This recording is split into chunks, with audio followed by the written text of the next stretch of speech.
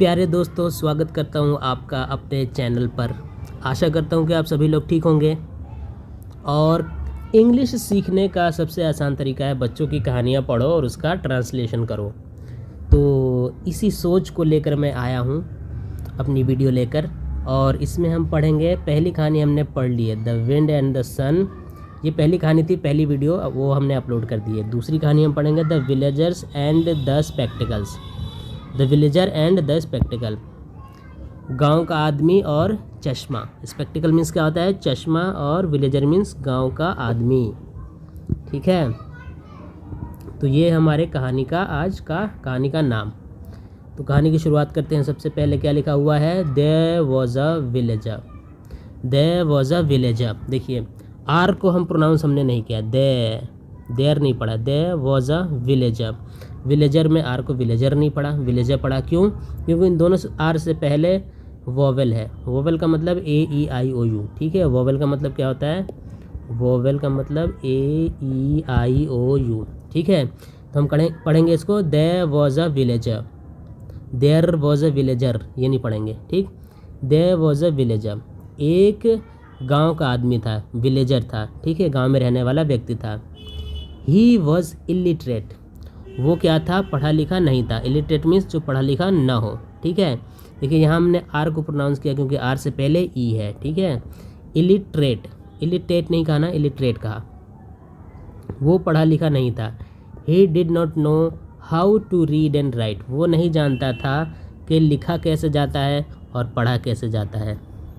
ही often, often means होता है अक्सर। सॉ पीपल, वो अक्सर लोगों को देखता था। वेयरिंग स्पेक्टिकल्स, चश्मा पहने हुए। फॉर रीडिंग बुक्स और पेपर्स, अक्सर वो लोगों को देखा करता था कि वो चश्मा पहनते थे बुक्स को रीड करने के लिए, किताबों को रीड करने के लिए, या पेपर्स को यूज़ करने के लिए। पेपर्स यानी न्यूज़पेपर्स को रीड करने के लिए। ठीक है, ही थॉट, उसने सोचा, इफ़ आई हैव स्पेक्टिकल्स, अगर मेरे पास चश्मे हो गए, I can also read like these people, अगर मेरे पास चश्मे होते तो मैं भी इन लोगों की तरह पढ़ सकता। I must go to town and buy a pair of spectacles for myself, मुझे शहर जाना चाहिए और अपने लिए एक चश्मा खरीद लेना चाहिए। So one day he went to a town, तो एक दिन वो एक शहर चला गया। He entered a spectacles shop, वो एक स्पेक्टिकल चश्मे की दुकान के अंदर एंटर कर लिया, घुस गया। ही आस्क्ड द शॉपकीपर, उसने दुकानदार से पूछा, for a pair of spectacles, उसने दुकानदार से एक पेयर ऑफ स्पेक्टिकल्स के लिए पूछा। ठीक है, फॉर रीडिंग, रीडिंग करने के लिए उसने कहा एक चश्मा दो जिससे मैं पढ़ सकूं। The shopkeeper give him various pairs of spectacles and a book, shopkeeper ने उसे बहुत सारे चश्मे दिए और एक किताब दी। The villager tried all the spectacles one by one, villager ने एक एक करके सारे चश्मे चेक किए। ट्राइड मीन्स चेक किए, ट्राई किया। ठीक है, एक एक करके। But he could not read anything, लेकिन वो कोई कुछ भी नहीं पढ़ सका। एनीथिंग मीन्स कोई भी चीज़ नहीं पढ़ सका। He told the shopkeeper that all those spectacles were useless for him, तो उसने दुकानदार से कहा कि वो सारे स्पेक्टिकल्स क्या थे उसके लिए? बेकार थे। यूजलेस मीन्स बेकार, काम के नहीं थे। The shopkeeper gave him a doubtful look, shopkeeper उसे डाउटफुल लुक उसे देने लगा। डाउटफुल मीन्स संदेह से भरा लुक उसे देने लगा, संदेह से उसे देखने लगा, अरे ये कैसा आदमी है। Then he looked at the book, फिर उसने किताब को देखा। इट वॉज अपसाइड डाउन, वो कैसा था? किताब उल्टा उल्टा उसने पकड़ा हुआ था। द शॉपकीपर सेड, शॉपकीपर ने कहा, perhaps you don't know how to read, उसने कहा शायद तुम नहीं जानते हो कि पढ़ा कैसे जाता है। The villager said, no I don't, नहीं मैं नहीं जानता कैसे पढ़ा जाता है।